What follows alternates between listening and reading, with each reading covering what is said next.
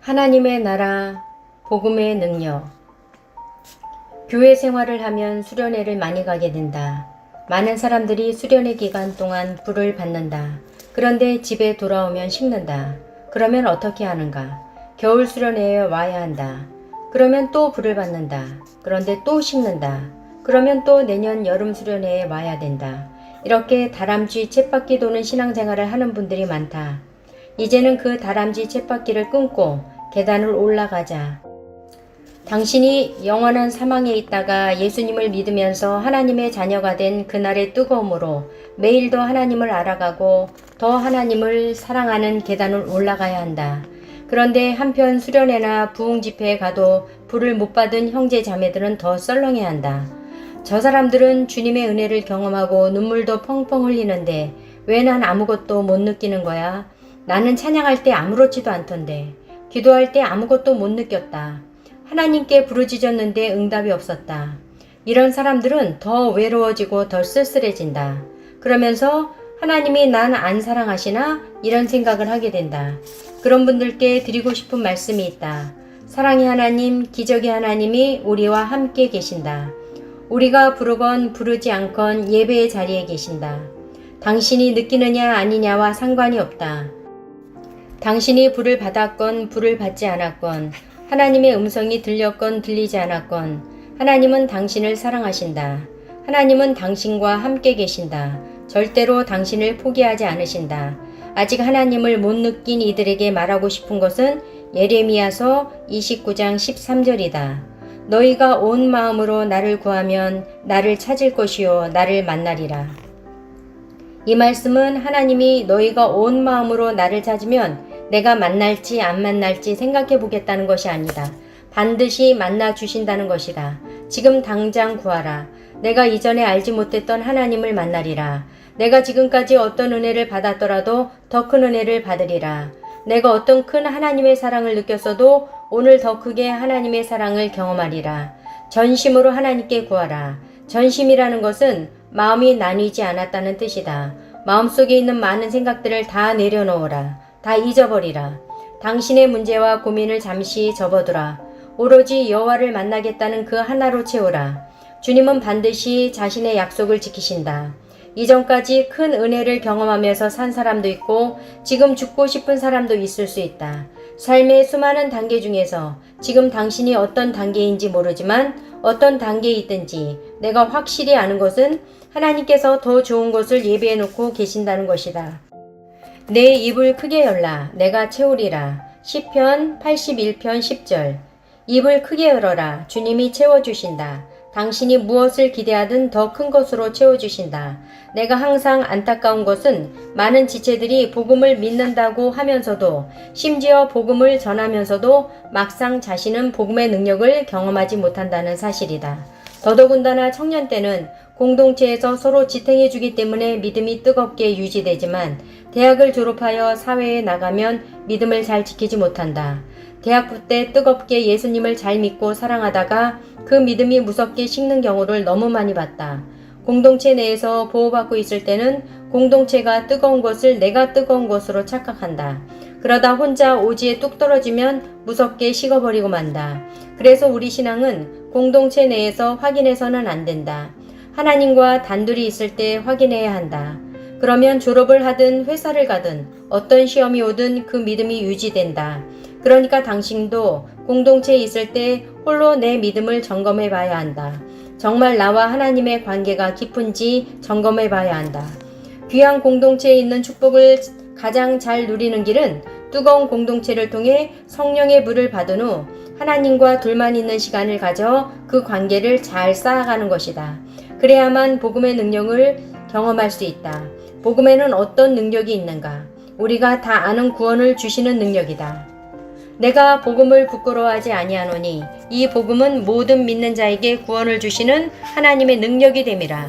먼저는 유대인에게요 그리고 헬라인에게로다. 로마서 1장 16절. 그런데 우리는 구원을 주는 능력만 생각하고 구원받았으니 끝이라고 생각하면서 허덕허덕하며 산다. 복음의 능력이 영혼 구원에만 미친다고 생각하는 것은 큰 착각이다. 복음의 능력은 이 땅에서도 하늘나라를 경험하게 한다.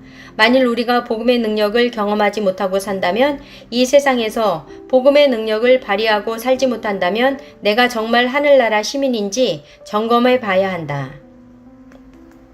하나님의 나라는 말에 있지 아니하고 오직 능력에 있음이라. 고린도전서 4장 20절. 단지 말로 하나님 나라가 이 땅에 임했음을 믿는다고 고백하는 것은 아무런 의미가 없다. 하나님 나라는 말이 아니라 능력에 있기 때문이다. 당신이 정말 천국 시민이 되었다면 복음의 능력을 경험하고 발휘하여 능력으로 세상을 정복해야 한다.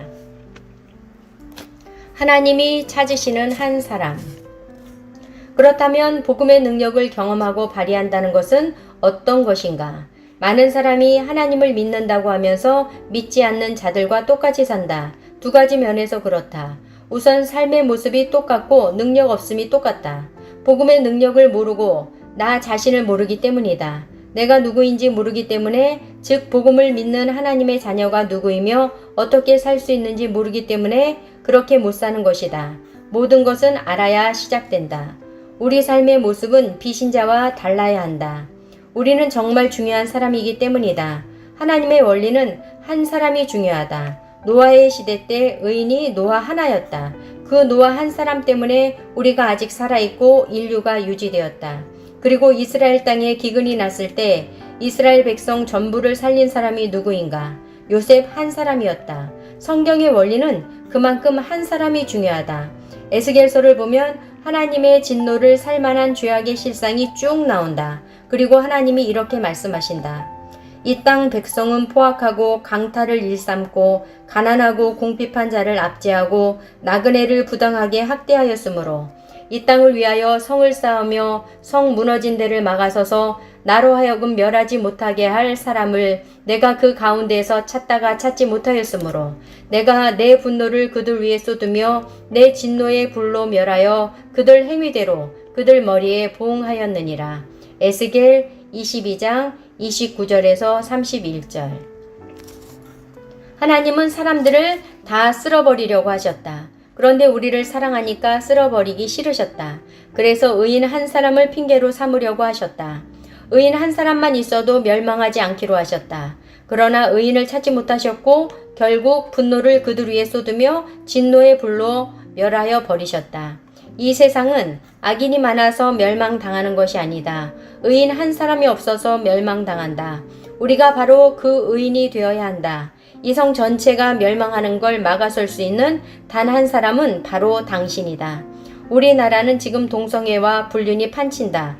불륜을 부끄러워하지 않는다. 정말 죄악이 가득한 나라가 되었다. 그래서 하나님이 우리나라를 쓸어버리신다면 그것은 누구의 책임일까? 내 책임이다. 내가 그분이 찾으시는 한 명이 되지 못했기 때문이다. 하나님은 한 사람의 의인을 찾으신다. 당신이 그 한 사람이 되어야 한다. 그것이 하나님을 믿는 사람의 자연스러운 태도다. 저 사람이 그 사람이 되겠지라는 것은 하나님을 믿는 사람의 태도가 아니다. 하나님을 믿는다면 하나님의 마음을 알기 때문이다. 하나님은 이 나라를 멸망시키고 싶어 하지 않으신다. 구원하고 싶어 하신다. 그 마음을 알면 내가 그 한 사람이 되어야겠다고 생각할 수밖에 없다. 하나님이 찾으시는 한 사람이 되기로 마음먹지 않으면서 그저 하나님의 은혜만을 구하고 복 받기만 바라는 것은 안 믿는 사람과 똑같은 행동이다. 성황당에 물 떠놓고 기는 것과 다르지 않다. 우리가 할 일은 오직 주님이 찾으시는 온전한 예배자가 되는 것뿐이다. 내가 하나님이 찾으시는 그 한 사람이라는 걸 알게 되면 우리 인생의 모든 관점이 바뀐다. 누구나 자신의 부모에게 불만이 있을 수 있다. 왜냐하면 우리 마음속 대부분의 상처는 가까운 사람에게 받은 것이기 때문이다. 나와 먼 사람에게는 신경 쓰지 않으므로 상처받을 일이 없다. 일반적으로 우리는 부모님에게서 가장 큰 상처를 받는다. 그래서 부모님께 불만을 갖거나 분노를 품는다. 나는 왜 이런 부모님을 만났을까? 내 친구 부모님들은 예수도 잘 믿고 인격적인데 우리 부모님은 왜 나를 모욕하고 구박하며 내 자존감을 낮아지게 만드실까? 충분히 그럴 수 있다. 그러나 그 상황 속에서 예수님을 믿는 사람은 나는 누구인지에 집중한다. 부모님께 어떤 상처를 받았든 나 자신을 통해 가정이 축복받을 수 있다는 사실에 집중한다. 축복의 통로가 되는 것이 바로 예수 믿는 사람이다. 회사도 마찬가지다. 자기가 다니는 회사를 좋아하기가 힘든 것 같다. 대부분 불만을 갖고 있다. 그런데 예수 믿는 사람은 나 하나 때문에 이 회사가 축복받을 수 있다라는 마음으로 회사를 다니는 사람이다. 단지 월급을 받으려고 다니는 게 아니라 회사의 축복의 통로가 되기 위해 다니는 것이다. 예전에 내가 회사 면접을 볼 때 대표이사와 몇몇 임원이 앞에 앉아 있었다. 그때 나는 예수 믿는 사람은 축복의 통로로 살아야 가야 함을 알고 있었다. 그래서 면접 때 단도직입적으로 얘기했다. 떼돈 벌게 해드릴 테니까 저에게 돈 많이 주세요. 결국 그 회사에 입사했다. 나중에 한 분이 나를 너무 놓치기 싫었다고 말씀하셨다. 왜냐하면 그렇게 자신있게 말한 사람이 내가 처음이었다는 것이다. 그래서인지 3개월 후에 출근하기로 했는데 회사에서 일도 시작하기 전인 나에게 3개월치 월급을 그냥 주었다. 예수 믿는 사람은 언제 어디서든 자신이 축복의 통로로 서야 함을 알고 그렇게 살아야 한다. 앞서 우리는 에스겔서 말씀을 보았다. 나는 지금의 우리나라가 에스겔 시대 때보다 훨씬 악하다고 생각한다. 이 나라 백성이 더욱 포악하다. 옆집 사람이 시끄럽게 한다고 죽이는 일이 뉴스에 등장한다. 돈 많은 사람은 대우하고 가난한 사람은 무시한다. 에스겔 당시에는 나그네를 부당하게 학대했다고 하는데 우리는 그보다 더하다. 나도 외국인 사역을 7년 하면서 그런 일을 자주 봤다. 우리나라는 동남아 노동자를 사람 취급하지 않는다. 일하다가 팔이나 다리가 잘려나가도 미안하다는 말을 하지 않는다. 에스겔 시대보다 더 악한 이 나라를 보실 때 주님은 가슴이 찢어지실 것이다. 그러므로 우리는 내가 이 나라를 멸망으로부터 구하겠다는 마음을 먹어야 한다. 그것이 예수 믿는 사람이다. 그것이 예수 믿지 않는 사람과 구별되는 태도다. 변화의 시작이 바로 내가 되어야 한다. 소그룹 모임을 예로 들어보겠다. 다른 소그룹은 은혜가 충만한데 우리 소그룹은 그렇지 않아서 가기가 싫다. 이러한 태도는 예수 믿는 사람의 태도가 아니다. 예수 믿는 사람은 자신이 소그룹의 축복의 통로가 되기로 마음을 먹어야 한다.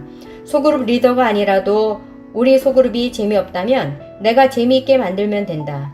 소그룹 안에 사랑이 없다면 내가 사랑을 전하면 된다. 예수 믿는 사람은 자신이 누구인지 어디를 가든 평생 기억해야 한다. 그것이 예수 믿는 사람의 첫 번째 태도다. 아멘.